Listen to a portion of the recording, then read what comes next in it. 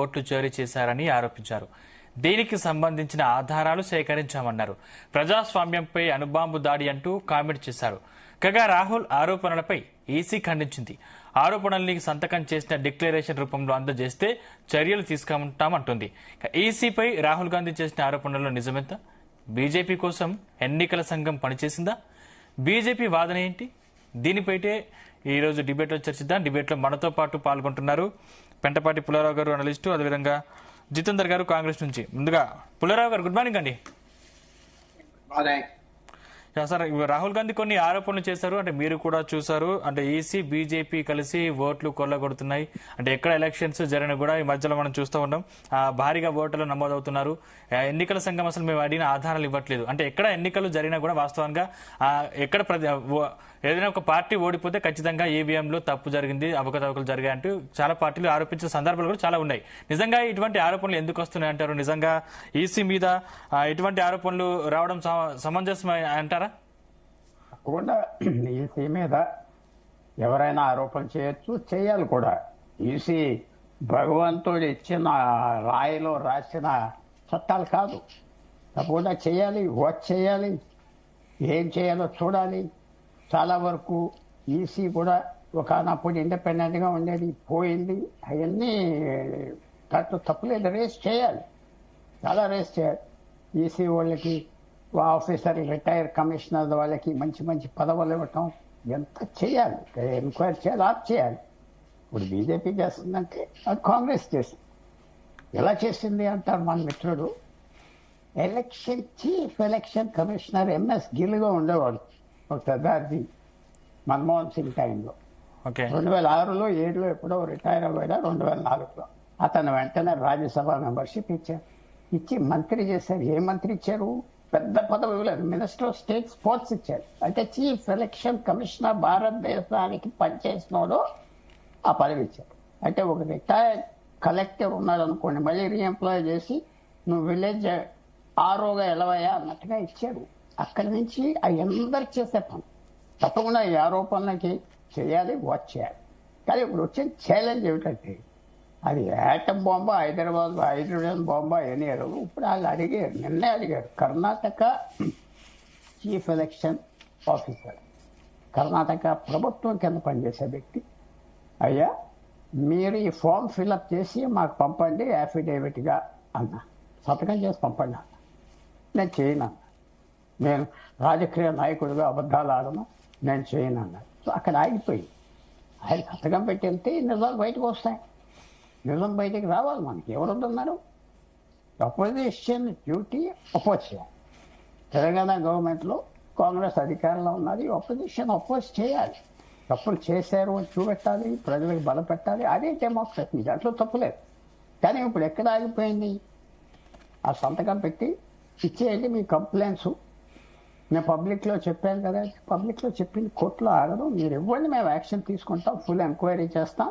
మీకు ఆ ఎంక్వైరీ మేము చేసిన తప్పు అయితే మీరు కోర్టుకి వెళ్ళవచ్చు అన్నారు. అక్కడ బ్రేక్ అక్కడ పడింది. నిజం బయటికి రావాలంటే సంతకం పెట్టాలి, ఇవ్వాలి. దాంట్లో ఉన్న ప్రాబ్లం ఏమిటంటే, సంతకం పెట్టిస్తే అది ఎవరో ఎన్ని కాగితాలు ఎవరు తయారు చేశారు, ఎవరన్నా ఒక పెద్ద వ్యక్తి చేశారా, ఎవరో చిల్లరగా రాసి ఇచ్చారా, దాంట్లో పొరపాటు ఉంటే ఆయనకి చాలా సీరియస్ శిక్ష పడతారు. సో అందువల్ల ఇప్పుడు మనం ఈవేళ రేపు మీరు అన్న మాట ముందరకు వెళ్ళాలి. నేను వెళ్ళాలి, ఇక్కడే కాదు అన్ని రాష్ట్రాల్లో కూడా వెళ్ళాలి. తర్వాత మన అందరికి తెలుసు కదా, ఎవరు ఎత్తట్లేదు. ఎలక్షన్ కమిషన్ డబ్బులు పెట్టి ఓట్లు కొంటున్నారు, అన్ని చోట్ల ఓపెన్గా కొంటున్నారు, వీడియోల మీద దెబ్బలాడుతున్నారు. చాలా మాకు డబ్బు ఇవ్వలేదు రాను ఓటుకి, రోడ్లో అదే యాక్షన్ తీసుకోలేదు. సో ఇలాంటి పనులు చేస్తే అప్పుడైనా నిద్రలు వస్తుంది ఎలక్షన్ కమిషన్ అని నేను ఎదురు చూస్తుందా. బ్రేక్ ఎక్కడ పడిందంటే ఆయన చెప్పేదానికి సంతకం పెట్టి అఫిడేవిట్ ఇవ్వాలి. ఇస్తారు అనుకుంటుందా ఇవాళ రేపు, ఎందుకంటే ప్రెషర్ అలా వచ్చేసింది. పబ్లిక్లో చెప్పటం వల్ల ఆ పరీక్ష ఆయన పెట్టిస్తే ముందరికి వెళ్తుంది. నిజమే ఉంటుందో బయటికి రావాలి. తప్పకుండా ప్రజాస్వామ్యానికి మనం ఇది ఒక విధానం. ఎందుకంటే ఇంకోటి కూడా జ్ఞాపకం పెట్టుకోవాలి, ఎలక్షన్ కమిషన్ అవని, జ్యుడిషియరీ అవని, పార్లమెంట్ అసెంబ్లీలో అవని, అలాగే ఏదైనా అవి అస్తమానం మనం కాన్స్టిట్యూషన్, రాజ్యాంగం ఎన్ని అస్తమానం ఎక్కువ బరువు వేస్తే ఎంత పెద్ద చెట్టు ఉన్నదో ఆ కొమ్మలు ఇరిగిపోతాయి కదా బరువు పెడితే. జాగ్రత్తగా వాడాలి, జాగ్రత్తగా. అది ఊరుకనే ఉన్నది, మనం వాడేయచ్చు. అంతులేని సముద్రంలాగా అనుకుంటే మాత్రం పనిచేయి. ఒక ఫ్యామిలీ చాలా లోపాలు ఉన్నాయి ఈ భారతదేశంలో. అలాంటి దేశం ముందరికి మెల్లిమెల్లిగా వెళ్తారు. చాలామంది రాజకీయ నాయకులు మతాలేంటి, కులాలేంటి రెచ్చగొట్టి ఏదో ఓట్లు తీసుకొచ్చి అధికారంలోకి వద్దామని ప్రయత్నం చేస్తారు. అది ఆ చెట్టుని ఎరగొట్టేస్తారు ఆఖరి. నాకు క్లియర్గా కనపడేది ఏంటంటే బయట వాళ్ళకంటే మన వాళ్ళే మనకి గొయ్యితో వేస్తారు. జాగ్రత్తగా ఉండాలి, ప్రొటెక్ట్ కూడా చేయాలి. రాజ్యాంగం అనగానే ఇలాంటి ఇన్స్టిట్యూషన్స్ బయటకు వచ్చినాయి. Election commission, judiciary, parliament, assembly, bureaucracy, civil service, ఇదంతా ఆఫీసర్లు అందరూ ప్రొటెక్ట్ చేయాలి. కేర్ఫుల్గా మాట్లాడాలి. ఒకసారి ఇరిగిపోతే మాత్రం ఆ కొమ్మను మళ్ళీ మనం చెట్టుకి అతికించలేం.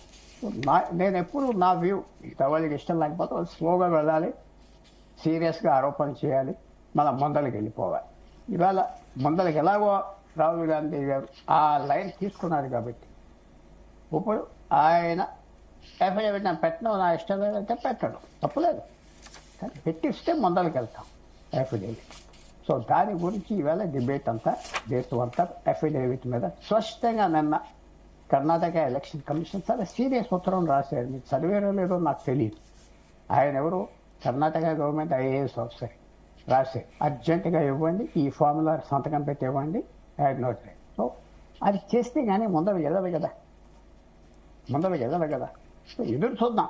ఆయన సంతకం పెడతాడు, ఎంక్వైరీ చేస్తారు, దొంగతనాలు జరిగితే శిక్ష వేయాలి, ఎలక్షన్ నీతిగా ఆనెస్ట్గా జరగాలి. కానీ పుల్లారావు గారు, ఇక్కడ తప్పు చేస్తే దాన్ని ఎవరు ఆపాలి అంటే పార్లమెంటా, లేకపోతే ప్రజలా, లేకపోతే సుప్రీంకోర్టు అంటారా? ఒకటి తప్పు చేస్తే ఇప్పుడు ఒకటి ఉన్నది పద్ధతి. కొన్ని విషయాల్లో ఎక్కువగా మన అందరికి తెలుసు. ఇంకా ఆగస్ట్ 31 నాకు తెలుసు, నా ఓటు ఇంక్లూడ్ అవ్వలేదు. చాలాసార్లు ఫామ్ ఇస్తే ఇంక్లూడ్ చేస్తారు, చిప్పు పారేస్తారు అక్కడ. ఆరాయిలు మనం చూసుకోవాలి. మన మీద కూడా డ్యూటీ ఉన్నది. దేశంలో ఇప్పుడు 85% ఓటర్స్కి బాగా ఎడ్యుకేషన్ ఉన్నాడు కదా, అందరికీ తెలుసు కదా, ప్రతి ఒక్కరికి ఓటు వాల్యూ తెలుసు కదా. 90% ఓటు వాల్యూ తెలుసు కదా. ఓటు ఉంటే మన దగ్గరికి రాజకీయ నాయకులు వస్తారు, ఓటు వేయండి అంటారు. ఇవన్నీ ఉన్నాయి కాబట్టి మనం కూడా చూసుకోవాలి. అది పెద్ద కష్టం కాదు, మనం ఓటు ఇంక్లూడ్ చేసుకోవడం. ప్రజలకు కూడా దీని మీద రెస్పాన్సిబిలిటీ ఉండాలి. ప్రజలే ఓటుని చౌకగా అమ్మి పారేస్తూ ఉంటే అక్కడి ప్రజలకు ఏం ఇంట్రెస్ట్ ఉన్నదంటే ఆ ఓటు వస్తే మనకి ఏదో వస్తుందని ఆశ ఉన్నది కాబట్టి ఓటు జాగ్రత్తగా రిజిస్ట్రేషన్ అనేది చేసి, అలాగే బాంబే నుంచి ఆంధ్రప్రదేశ్, తెలంగాణ వస్తారు ఓటు వేయడానికి. బాంబే నుంచి బీహార్ వెళ్ళి ఓటు వేస్తారు, ట్రైన్ ఎక్కి అయ్యో ఇస్తారు అనుకొని చేస్తారు. సో ఓటు అనేది చూసుకోవాలంటే ప్రజలకు కూడా రోల్ ఉన్నది కదా. అది ఎవరో గవర్నమెంట్ కాదు, వాళ్ళు కూడా చూసుకోవాలి. అక్కడ ప్రతి ఊర్లో పంచాయతీ ఉన్నాయి, అందరూ ఉన్నారు, వర్కర్లు ఉన్నారు, లీడర్లు ఉన్నారు. వాళ్ళు కూడా కొద్దిగా టెన్షన్ తీసుకోవాలి. ఏదో కోర్టులు చేసేస్తారు, పార్లమెంట్ చేసేస్తారంటే అది చేయరు. వారు కొంతవరకు చేస్తారు, డైరెక్షన్ ఇస్తారు. ప్రజల మీద కూడా పెద్ద రెస్పాన్సిబిలిటీ ఉంది. రైట్. జితేందర్ గారు, గుడ్ మార్నింగ్. గుడ్ మార్నింగ్ అండి. మొత్తం మీద మీరు